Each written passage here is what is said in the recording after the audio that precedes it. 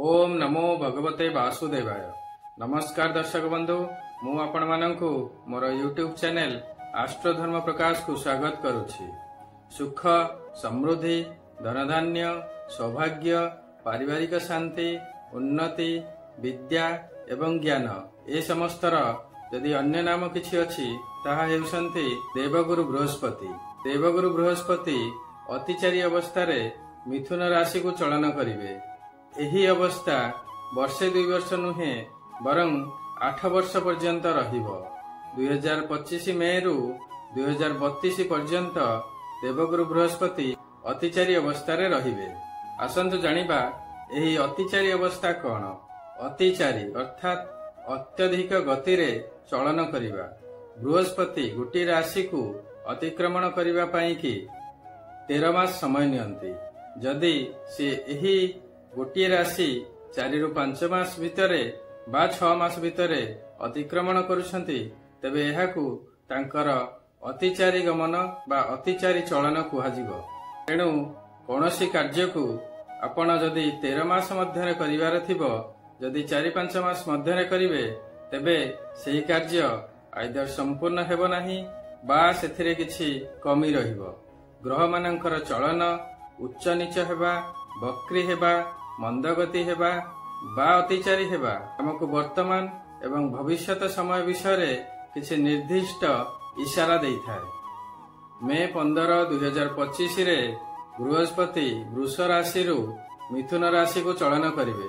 सेठारे मात्र 5 मास अवस्थान कला परे अक्टोबर 20, 2025 रे कर्कट राशि को चलन करिवे। मात्र कर्कट राशि रे 1.5 मास अवस्थान करी डिसेम्बर 3, 2025 रे पुणी वक्र गति रे मिथुन राशि को चलन करिवे।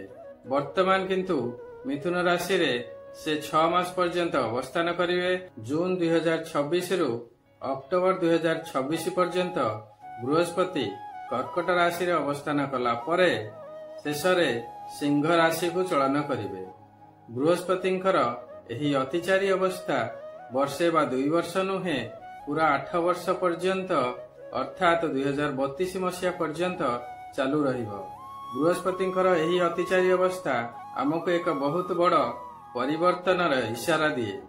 कुहा जाय सर्वप्रथमे महाभारत समय रे देवगुरु बृहस्पति 7 वर्ष पर्यंत अतिचारी अवस्था रे थिले। इतिहास कुए सेकेंड वर्ल्ड वार समय रे बा द्वितीय विश्व युद्ध समय रे मध्य बृहस्पति अतिचारी अवस्था रे थिले। 1947 मसीह मध्य बृहस्पति अतिचारी अवस्था रे थिले, जो समय रे भारत एवं पाकिस्तान रो पार्टीशन होइथिला। पुनर्बार 2019 एवं 2020 रे मध्य बृहस्पति अतिचारी थिले।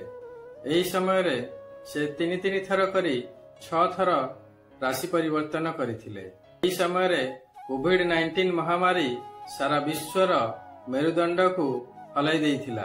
एथरक किंतु बृहस्पति वर्षे बा 2 वर्ष नुहे दीर्घ 8 वर्ष पर्यंत अतिचारी अवस्था रे रहिबे।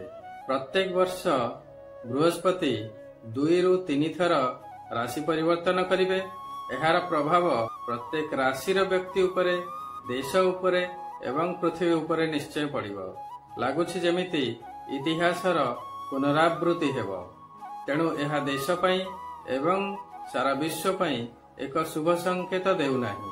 सते जेपरि किछि अजणा बा अनएक्सपेक्टेड घटना हेबार संकेत मिलुअछि। से जहा हेउ पछे आशा करिबा सर्वशेष रे सारा विश्व पई एवं आम देश पई कि एवं प्रत्येक व्यक्ति पई कि शुभ हेउ।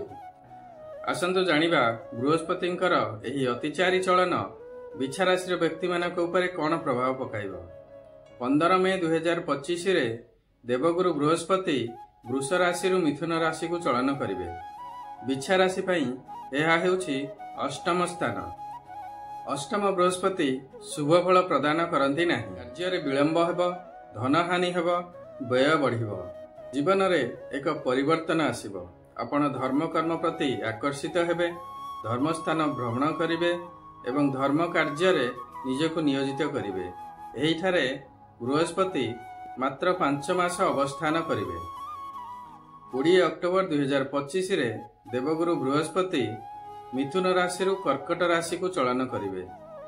ବିଛା ରାଶି ପାଇଁ ଏହା ହେଉଛି ନବମ ସ୍ଥାନ। ନବମ ବୃହସ୍ପତି ଅତ୍ୟନ୍ତ ଶୁଭ ଫଳ ପ୍ରଦାନ କରନ୍ତି। ନବମ ସ୍ଥାନ ହେଉଛି ଭାଗ୍ୟର ସ୍ଥାନ। ଆପଣଙ୍କର ଭାଗ୍ୟ ଏକ ନୂଆ ମୋଡ଼ ନେବ। ସ୍ୱାସ୍ଥ୍ୟ ଭଲ ରହିବ, ମନ ପ୍ରଫୁଲ୍ଲ ରହିବ, ଆଧ୍ୟାତ୍ମିକତା ଆଡ଼କୁ ଆକର୍ଷିତ ହେବେ। ହାୟର ଏଜୁକେସନ ପାଇଁ ସମ୍ଭାବନା ଦେଖାଦେବ। ଦୂର ସ୍ଥାନକୁ ଭ୍ରମଣ କରିବେ। ଧର୍ମସ୍ଥାନ ଭିଜିଟ୍ କରିବାର ସମ୍ଭାବନା ରହିବ। ଯଦି ବିଜନେସ୍ କରୁଥାନ୍ତି ତେବେ ବିଜନେସ୍ରେ ଅତ୍ୟନ୍ତ ଶୁଭ ହେବ। ସବୁ ଦୃଷ୍ଟିରୁ ଭାଗ୍ୟର ଉନ୍ନତି ହେବ। ସନ୍ତାନ ସନ୍ତତି ହେବାର ଯୋଗ ମଧ୍ୟ ସୃଷ୍ଟି ହେବ। ପ୍ରେମ ସମ୍ପର୍କରେ ସୁଧାର ଆସିବ। ଯଦି ବିଦ୍ୟାର୍ଥୀ ହୋଇଥିବେ ବିଦ୍ୟା ଶିକ୍ଷାରେ ଉନ୍ନତି କରିବେ। ଟେଷ୍ଟ ବା ଏକ୍ଜାମିନେସନ ଥିଲେ ଭଲ ରେଜଲ୍ଟ କରିବେ। ମାତ୍ର ଏହି ସ୍ଥାନରେ ଦେବଗୁରୁ ବୃହସ୍ପତି 1.5 ମାସ ଅବସ୍ଥାନ କରିବେ। ସବୁକିଛି ଅପରଚ୍ୟୁନିଟି ଅଚାନକ ବା ଜଲ୍ଦି ଆସିବ। ପ୍ରତ୍ୟେକ ଅପରଚ୍ୟୁନିଟିର ଆପଣ ପ୍ରପର ଆନାଲିସିସ୍ କରିବେ ଏବଂ ଧୈର୍ଯ୍ୟର ସହିତ ଡିସିସନ ନେବେ। ସମୟ ଶୁଭ ହେବ। 3 ଡିସେମ୍ବର 2025 ରେ ବୃହସ୍ପତି ପୁନର୍ବାର ମିଥୁନ ରାଶିକୁ ଚଳନ କରିବେ ଏବଂ ଏହି ଅଷ୍ଟମ ସ୍ଥାନର ସମସ୍ତ ରେଜଲ୍ଟ ପୁନର୍ବାର ପ୍ରଦାନ କରିବେ। ବର୍ତ୍ତମାନ ଏହିଠାରେ ପୁଣି 5 ମାସ ରହିଲା ପରେ ଜୁନ 2, 2026 ରେ ବୃହସ୍ପତି ପୁନର୍ବାର କର୍କଟ ରାଶିକୁ ଚଳନ କରିବେ। ବର୍ତ୍ତମାନ ଆପଣଙ୍କର ଏହି ଭାଗ୍ୟ ସ୍ଥାନରେ ଦେବଗୁରୁ ବୃହସ୍ପତି 5 ମାସ ଅବସ୍ଥାନ କରିବେ ଏବଂ ଯେଉଁ ସବୁ କାର୍ଯ୍ୟ ପୂର୍ବ ସମୟରେ ଆପଣ ଆରମ୍ଭ କରିଥିବେ ସମ୍ପୂର୍ଣ୍ଣ ହୋଇନଥିବ ସେସବୁ କାର୍ଯ୍ୟର ସମ୍ପୂର୍ଣ୍ଣତା ଏହି ସମୟରେ ଆସିବ। ନୂଆ କାର୍ଯ୍ୟ ହେବାର ମଧ୍ୟ ସୁଯୋଗ ସୃଷ୍ଟି ହେବ। ସବୁ କ୍ଷେତ୍ରରେ ପୁଣି ନୂଆ ଅପରଚ୍ୟୁନିଟି ଆସିବ। ଦେବଗୁରୁ ବୃହସ୍ପତିଙ୍କର ନବମ ସ୍ଥାନର ସମସ୍ତ ଶୁଭଫଳ ପୁଣି ଆପଣଙ୍କୁ ପ୍ରାପ୍ତି ହେବ। କର୍କଟ ରାଶିରେ 5 ମାସ ଅବସ୍ଥାନ କଲା ପରେ 31 ଅକ୍ଟୋବର 2026 ରେ ବୃହସ୍ପତି ସିଂହ ରାଶିକୁ ଚଳନ କରିବେ। ଏହିପରି ବୃହସ୍ପତି 2025 ରେ 3 ଥର ଏବଂ 2026 ରେ 2 ଥର ଚଳନ କରିବେ। ଏହି ଅବସ୍ଥା ଆସନ୍ତା 8 ବର୍ଷ ପର୍ଯ୍ୟନ୍ତ ଅର୍ଥାତ୍ 2032 ପର୍ଯ୍ୟନ୍ତ ଚାଲୁ ରହିବ। ଆସନ୍ତା 8 ବର୍ଷ ଏହିପରି କାର୍ଯ୍ୟ ହେବାର ସ୍ଥିତି ବନିବ ଏବଂ ବିଗିଡ଼ିବ। କୌଣସି କାର୍ଯ୍ୟ ଆରମ୍ଭ ହୋଇ ବିଳମ୍ବ ହେବ ତ କେଉଁ କାର୍ଯ୍ୟ ଅଚାନକ ହେବ। ତେଣୁ ଆପଣଙ୍କୁ ସବୁ କାର୍ଯ୍ୟ ଭାବିଚିନ୍ତି ପ୍ରପର ଆନାଲିସିସ୍ କରିବାକୁ ପଡ଼ିବ। ବାଣିଜ୍ୟ ବ୍ୟବସାୟ ହେଉ, ବିଦ୍ୟା ଶିକ୍ଷା ହେଉ, କର୍ମକ୍ଷେତ୍ର ହେଉ ବା ବିବାହ ପରି ଅନୁଷ୍ଠାନ ହେଉ, ଧୈର୍ଯ୍ୟର ସହିତ କାର୍ଯ୍ୟ କରିବେ। ଶୁଭଫଳ ପ୍ରାପ୍ତି ନିଶ୍ଚୟ ହେବ। ବିଛା ରାଶି ପାଇଁ ଗୋଚରରେ ଶନି 5ମ ସ୍ଥାନରେ ଅବସ୍ଥାନ କରିଛନ୍ତି। ପଞ୍ଚମସ୍ଥ ଶନି ସାଧାରଣତଃ କାର୍ଯ୍ୟ ବିଳମ୍ବ କରାନ୍ତି, ବ୍ୟବସାୟରେ କ୍ଷତି ଏବଂ ଧନହାନି ହୁଏ। ମାନସିକ ଚିନ୍ତା ମଧ୍ୟ ରହିବ। ତେଣୁ ସେମିତି ନ ହେଉ କି ଦେବଗୁରୁ ବୃହସ୍ପତିଙ୍କ କୃପାରୁ ଅପରଚ୍ୟୁନିଟିର ବର୍ଷା ହେଉ ଏବଂ ଆପଣ ରିସ୍କ ନେଇ ଚାଲନ୍ତୁ ଏବଂ ଲସ୍ କରି ଚାଲନ୍ତୁ। ତେଣୁ ପ୍ରତ୍ୟେକ ଅପରଚ୍ୟୁନିଟିର ଆପଣ ପ୍ରପର ଆନାଲିସିସ୍ କରିବେ ଏବଂ ଡିସିସନ ନେବେ। ପଞ୍ଚମସ୍ଥ ଶନିଙ୍କର ନକାରାତ୍ମକ ପ୍ରଭାବ କମ୍ କରିବା ପାଇଁ ଏବଂ ଦେବଗୁରୁ ବୃହସ୍ପତିଙ୍କର ଆଶୀର୍ବାଦ ପ୍ରାପ୍ତି ପାଇଁ ଆପଣ ଶନିଦେବ ଏବଂ ବୃହସ୍ପତିଙ୍କର ପ୍ରତିକାର ନିଶ୍ଚୟ କରନ୍ତୁ। ଶନିଦେବଙ୍କର କୃପା ପ୍ରାପ୍ତି ପାଇଁ ପ୍ରତ୍ୟେକ ଦିନ ଗୋଟିଏ ମାଳା ଓମ୍ ସମ୍ ଶନିଶ୍ଚରାୟ ନାମ ଜପ କରନ୍ତୁ। ପ୍ରତ୍ୟେକ ଶନିବାର ଶନି ମନ୍ଦିର ଯାଆନ୍ତୁ ଏବଂ ଶନିଦେବଙ୍କର ପୂଜାର୍ଚ୍ଚନା କରନ୍ତୁ। ରାଶି ତେଲର ଦୀପଟିଏ ଦାନ କରନ୍ତୁ। ପ୍ରତ୍ୟେକ ଦିନ କାଉ ଏବଂ ବୁଲା କୁକୁରମାନଙ୍କୁ ଖାଦ୍ୟ ଦିଅନ୍ତୁ। ଗରିବ ଶ୍ରମଜୀବୀ ମାନଙ୍କୁ ଖାଦ୍ୟ ଏବଂ କଳା ବସ୍ତ୍ର ଦାନ କରନ୍ତୁ। ଶୁଭ ନିଶ୍ଚୟ ହେବ। ଦେବଗୁରୁ ବୃହସ୍ପତିଙ୍କର ଆଶୀର୍ବାଦ ପ୍ରାପ୍ତି ପାଇଁ ଆପଣ ଯଦି ଗୁରୁ ଦୀକ୍ଷା ନେଇଛନ୍ତି ତେବେ ପ୍ରତ୍ୟେକ ଦିନ ଗୁରୁ ମନ୍ତ୍ର ଜପ କରନ୍ତୁ। ନଚେତ୍ ବୃହସ୍ପତିଙ୍କର ବୀଜ ମନ୍ତ୍ର ଓଂ ଗ୍ରାଂ ଗ୍ରିଂ ଗ୍ରୌଂ ସହ ଗୁରବେ ନମଃ ପ୍ରତ୍ୟେକ ଦିନ ଜପ କରନ୍ତୁ। ଆପଣଙ୍କର ଇଷ୍ଟ ଦେବତା ସେ କୃଷ୍ଣ ହୁଅନ୍ତୁ, ରାମ ହୁଅନ୍ତୁ, ଜଗନ୍ନାଥ, ଗଣେଶ, ହନୁମାନ ବା ମହାଦେବ ହୁଅନ୍ତୁ, ତାଙ୍କର ପ୍ରତ୍ୟେକ ଦିନ ଶ୍ରଦ୍ଧାପୂର୍ବକ ପୂଜା କରନ୍ତୁ। ନିଜର କୁଳ ପୁରୋହିତ ଏବଂ ବ୍ରାହ୍ମଣଙ୍କ ସହିତ ଭଲ ସମ୍ପର୍କ ରଖନ୍ତୁ।